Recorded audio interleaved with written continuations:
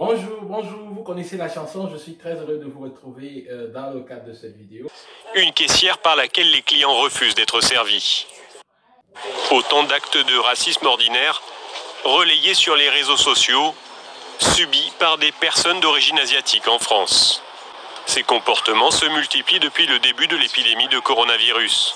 Aujourd'hui, nous allons parler de l'expérience de racisme que connaissent les étudiants africains, ou du moins les Africains en général en Chine, dans la ville de Guangzhou, je pense bien. Voilà, j'ai été choqué de voir des vidéos de ces étudiants ou ces personnes-là, ces Africains, pourchassés pratiquement par la police et sortis de chez eux. Ils ont dormi pour plusieurs à la Belle Étoile pendant plusieurs jours. Chassés par la police chinoise jusqu'en périphérie de la ville de Canton. Sur cette vidéo amateur, ces hommes prétendent avoir été expulsés de leur maison ou de leurs hôtels, suspectés de venir propager le Covid-19. Tu ne peux pas entrer dans ta chambre, tu ne peux pas entrer dans ta maison, tu ne peux plus rentrer nulle part en Chine. Les actes de discrimination, voire de racisme, se multiplient à Canton, où vivent et travaillent plusieurs centaines de milliers d'expatriés africains. Cette affaire a mis le feu aux poudres entre l'Afrique et la Chine. L'Union africaine s'est saisie du dossier en appelant à des mesures immédiates. Au Nigeria, les autorités ont convoqué les représentants chinois. Ces gens sont des Nigérians, ce ne sont pas des criminels. Pourquoi vous les harcelez? À Canton, le consul du Nigeria a pris, lui, la défense de ses compatriotes. Plusieurs ont été mis en quarantaine alors même qu'ils venaient d'être testés négatifs au Covid-19. Rendez-moi tous les passeports nigérians. Sous pression, la Chine a reconnu des dysfonctionnements et a promis d'améliorer ses méthodes. Le gouvernement chinois attache une grande importance à la sécurité et à la santé des étrangers en Chine. J'ai un regard un peu différent de cet événement. Parce que vous savez, les amis, le racisme, ça va peut-être vous choquer, mais le racisme ne va jamais finir. Parce que le racisme, c'est une manifestation du mépris. Lorsque nous sommes en Afrique, peut-être au Cameroun, et lorsque nous sommes en France, aux États-Unis d'Amérique, en Belgique, voici ce qui est inscrit dans l'ADN de l'être humain. Lorsque quelqu'un est plus pauvre que vous avez tendance à le mépriser. C'est presque automatique. Nous avons tendance à mépriser ceux qui sont moins nantis que nous. Il n'y a que la religion, l'éducation qui essaye de casser cette tendance-là. Mais maintenant, quel type d'éducation on reçoit? En fonction du type d'éducation qu'on reçoit, on a tendance soit à casser, soit à faire grandir cette tendance-là. Dans les pays, les Arabes, généralement, ce qu'on leur met dans la tête, c'est que le noir est leur esclave. Donc, du coup, c'est ça qu'ils reçoivent comme éducation. Il y a des exceptions. Il y a plusieurs qui cassent cette éducation et se comportent différemment. Mais pour la plupart, ils pensent que, en fait, le noir est leur esclave. Du moins, le marron. Vous savez, j'ai de la peine à dire que les Africains sont des noirs, parce qu'on n'est pas des noirs, on est peut-être marron ou tout. On est des Africains, tout simplement. Ils ont tendance à penser que c'est leur esclave. Et du coup, ils vont se comporter devant lui comme le maître. Soit le maître qui tolère, soit le maître qui méprise, mais dans tous les cas, le maître. Si vous avez été en contact avec nos frères africains du Maghreb, vous comprenez un peu de quoi je parle. Je ne vais pas citer des nationalités pour ne pas créer de polémiques inutiles, parce que ce n'est pas de ça qu'il s'agit. Donc, le chinois, parlons un peu des Chinois. En Chine, est-ce que vous savez qu'en Chine, lorsque un conducteur vous percute quelqu'un, généralement, il fait tout pour le tuer. Vous savez pourquoi? Parce que dans la loi chinoise, lorsque vous percutez quelqu'un et qu'il devient handicapé, le restant de sa vie, vous allez lui payer des allocations. Par contre, si vous percutez quelqu'un avec votre véhicule et qu'il meurt, on va juste vous donner une amende et une fois que vous aurez payé cette amende-là, vous allez continuer votre vie. C'est la raison pour laquelle les conducteurs chinois, lorsqu'ils vous percutent avec leur véhicule, si ils se rendent compte que vous n'êtes pas décédé, ils sont prêts à faire une marche arrière et vous renverser davantage, rouler sur vous, se rassurer que vous êtes mort avant de continuer leur chemin. Vous voyez des gens comme ça, pour eux, même pour les Chinois, la vie ne vaut pas grand-chose. Et en plus de cela, ils se disent quoi? S'il est dans son véhicule et que vous êtes piéton, là vous n'avez pas de véhicule. Et puis même si vous avez un véhicule, si vous êtes piéton là, ça veut dire qu'à cet instant présent, il est supérieur à vous. Alors il a du mépris pour vous. Il a même du mépris pour votre vie. C'est ce qui se répercute au niveau de la considération qu'ils ont pour l'Africain. Vous aurez beau leur apporter des projets, de l'argent et tout, mais au fond, ils savent que là, vous n'êtes rien du tout. Parce que l'Afrique a toujours été présentée comme ce continent de pauvreté, ce continent de misère, ce continent de galère, où on crève la faim et où on ne produit rien. Parlant de la production, dans les universités africaines et aussi au Cameroun, vous savez ce qui se passe? Il y a des primes de recherche qui sont données aux chercheurs. Ces primes de recherche se retrouvent, on construit des maisons, on fait des business, on fait tout, mais alors tout, sauf la recherche. Vous trouverez rarement des chercheurs africains, du moins camerounais, qui vont vous dire qu'au moins chaque année, ils voyagent pour une conférence scientifique. Parce que justement, cet argent-là qu'il peut utiliser pour ses voyages ou pour autre chose, c'est plus investi à d'autres choses de la vie.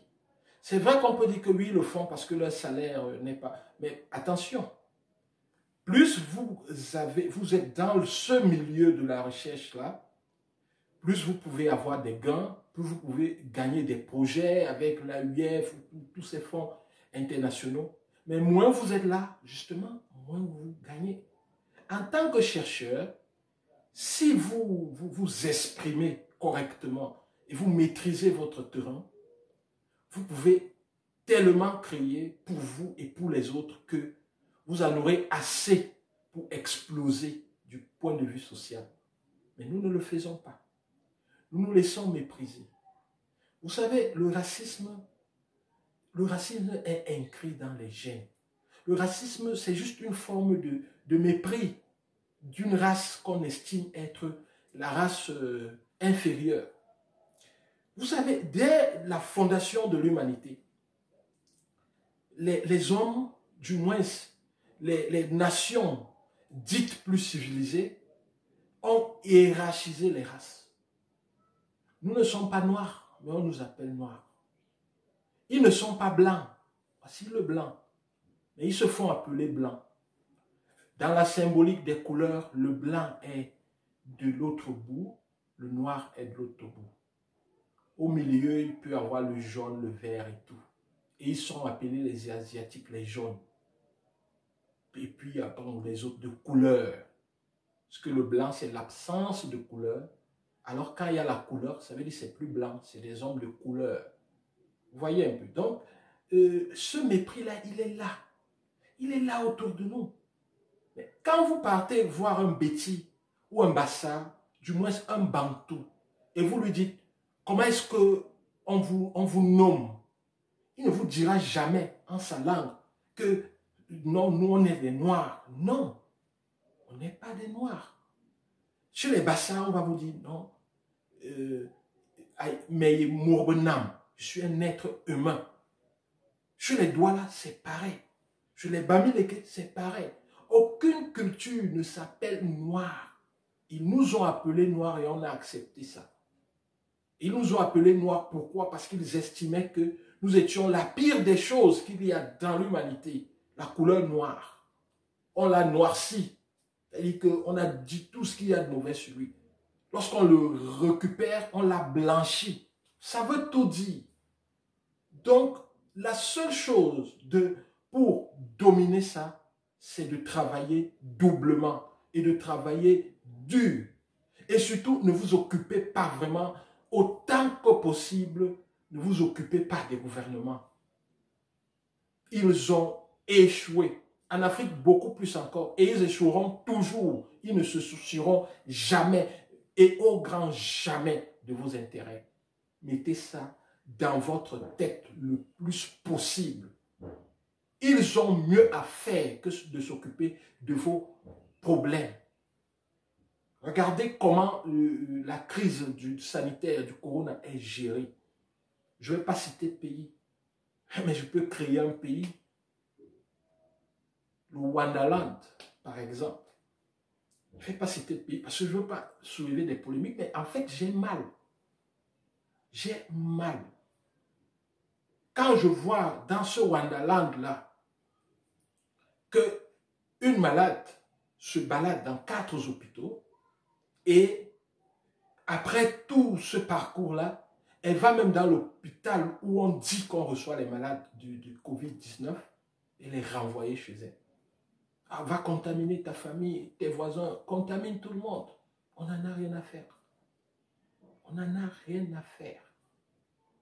Plus vous restez dans la communauté, plus il y a des chances qu'il y ait plus de malades. Peut-être c'est l'objectif, je ne sais pas. Mais ce n'est pas ce qu'ils nous disent. Ils nous disent qu'ils veulent diminuer le nombre de malades et prendre en charge le plus possible. Est-ce que c'est ce qui est fait? Du moins, fait avec efficacité dans la réalité? Non. Quand quelqu'un se refuge dans un hôtel et qu'il crie à l'aide, et que c'est peut-être 10 jours plus tard qu'on vient le prendre pour s'occuper de lui, vous pensez que ce sont vos petits problèmes de racisme en Chine qui vont les intéresser? Non, ils n'en ont rien à cirer. Donc, restez focus sur vos problèmes. Oui, c'est un air d'abandonner, d'enfants abandonnés, orphelins. Mais oui, vous l'êtes. Africains, vous êtes des orphelins. Vous êtes des orphelins. Comprenez ça une fois pour toutes et comportez-vous comme des orphelins. Et sachez que les orphelins, généralement, ont une rage. Ils en veulent à la vie, à telle enseigne qu'ils finissent par s'en sortir. Et c'est ce que j'attends de vous. C'est ce que j'attends de vous. Vous finirez par vous en sortir. Avec cette rage-là d'enfants abandonnés qui ne comptent que sur lui-même. Et les communautés doivent de plus en plus se renforcer. Soyons solidaires entre nous. Soyons vraiment soudés entre nous. Que vous soyez de Djibouti comme ma petite sœur, elle va se reconnaître. Que vous soyez du Sénégal comme mon petit Djili, mon futur ingénieur. Que vous soyez de la Côte d'Ivoire comme mon petit Ouattara. Que vous soyez du Gabon, du Congo, comment dirais-je, du Togo, du Burkina Faso, du Mali, comme ma sœur Nasto, quel que soit le pays d'où vous venez, essayons de nous souder. Ouais, les gouvernements, ils s'en foutent de nous. Donc s'il y a un incident, c'est à nous de réclamer les comptes. Parce que parfois, ils doivent tellement à ces pays-là qu'ils ne peuvent même pas leur parler. C'est celui qui a l'argent qui a la baguette. Mais nous ne devons à personne. Pour s'endetter ou pas, ils n'ont pas demandé notre avis. Alors nous pouvons parler. C'est de ça qu'il est question. Et nous pouvons travailler pour prendre notre destin en main. À quoi ça sert de dire que je suis super riche si autour de moi je vois des gens mourir? À quoi ça me sert d'être super puissant si je vois des gens souffrir autour de moi? Vous aurez beau être dans votre gros véhicule, mais quand vous voyez la misère autour de vous, si vous êtes un être humain créé par Dieu, à l'image de Dieu, vous serez sensible à cette misère-là. Sauf si vous avez dénaturé cette image de Dieu. Si vous êtes resté à l'image de Dieu, vous serez sensible à cette misère autour de vous. Et être sensible à cette misère autour de vous, vous allez vouloir travailler dur pour pouvoir diminuer un peu, même si c'est un tout petit peu, cette misère-là. C'est de ça qu'il s'agit. Donc, Africains, restons soudés. Restons soudés. Sachez que lorsque vous êtes dans votre pays, vous allez vivre la discrimination de la possession. Ça veut dire, ceux qui sont plus riches que vous vont vous mépriser. Ils vont vous mépriser. Et même, dans un pays comme le Cameroun, on a près de plus de 200 langues. Certaines ethnies se sentent supérieures aux autres ethnies. Vous êtes de telle ethnie, oh, c'est des esclaves. Vous êtes de telle ethnie, oh non, c'est pas... Donc, ça c'est déjà... C'est ça qui devient, c'est ça qu'on va appeler racisme. Si c'est fait par une autre race contre une autre race. Mais quand c'est là, c'est du tribalisme. Quand donc ça existe. Ça existe autour de nous. Quand vous allez à l'hôpital, on vous dit on ne peut pas vous recevoir. Alors qu'on dit à la télé que vous devez être reçu, on doit vous prendre en charge et tout. Et que l'infirmière vous parle avec dédain. Si l'infirmière est blanche et que vous êtes noir, vous allez dire que c'est du racisme. Mais si elle est noire et que vous êtes noir, ça arrive, n'est-ce pas? Nous sommes d'accord que ça arrive. Qu'est-ce que vous allez dire? Si elle est d'une tribu différente, ça pourrait être du tribalisme, ça pourrait être de l'incompétence. Mettez ça comme vous voulez. C'est ce qui se répertorie au niveau de Ganzhou en Chine. On n'a pas de considération pour le noir. Oui, des étudiants, 5 Nigériens se seraient échappés d'un hôtel. Est-ce qu'on ne connaît pas leur nom? Si c'est même vrai, est-ce qu'on ne connaît pas leur nom? Pourquoi est-ce qu'on va condamner Mbarga pour une faute commise par Atangana? Ce n'est pas possible. C'est un pays civilisé. On peut faire le tracken. Alors qu'on ne nous raconte pas des histoires. Et je suis d'autant plus déçu que un monsieur que je considérais comme le professeur Jean-Paul Pouga, et que je considère toujours, a fait une sortie sur sa page Facebook où il essaye de défendre et de justifier cette connerie. En fait, c'est surprenant, mais pas tout à fait. C'est compréhensible. C'est vrai que les Africains, parfois, oui, j'ai été témoin de cela, et même victime, il arrive qu'on ne respecte aucune règle. Aucune règle.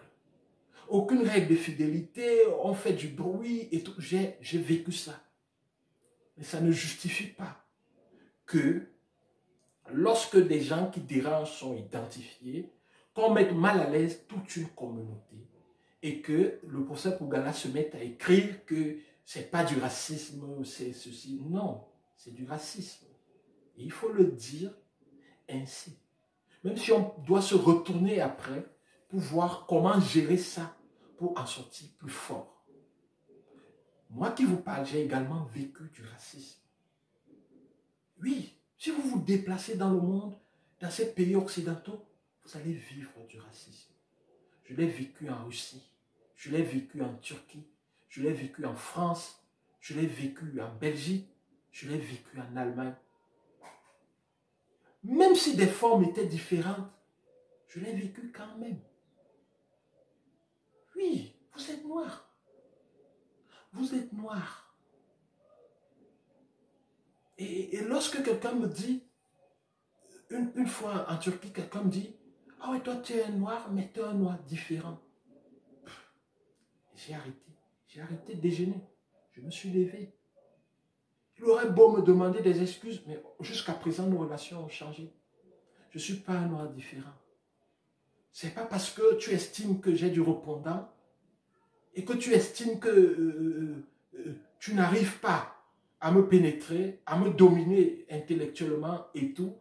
J'ai du répondant, je t'impose du respect, que tu as dit non, toi tu es un noir, mais un noir différent, ça veut dire quoi? Ça ne veut rien dire. C'est une forme de racisme.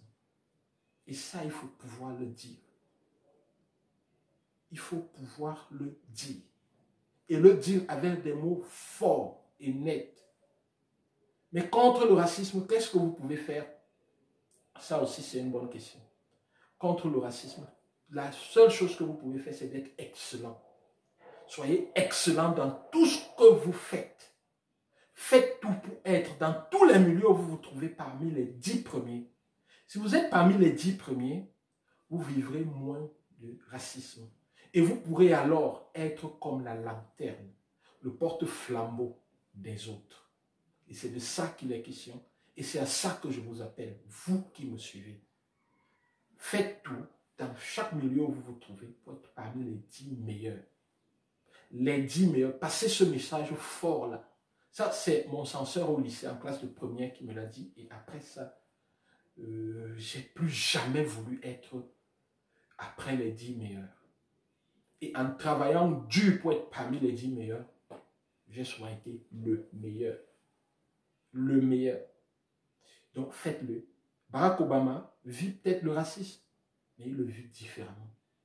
Et ces gueules de racistes-là, ils ne peuvent même pas se tenir devant lui pour manifester leur racisme. Pourquoi? Parce qu'il s'est battu dur. Il a construit quelque chose de solide qui impose du respect, même aux plus sceptiques, même aux plus racistes. C'est de ça qu'il est question. Sur ce, je vous dis merci d'avoir suivi la vidéo et au revoir. Restez scotchés. N'oubliez surtout pas de liker et de partager parce que j'ai besoin de vous. Bye bye.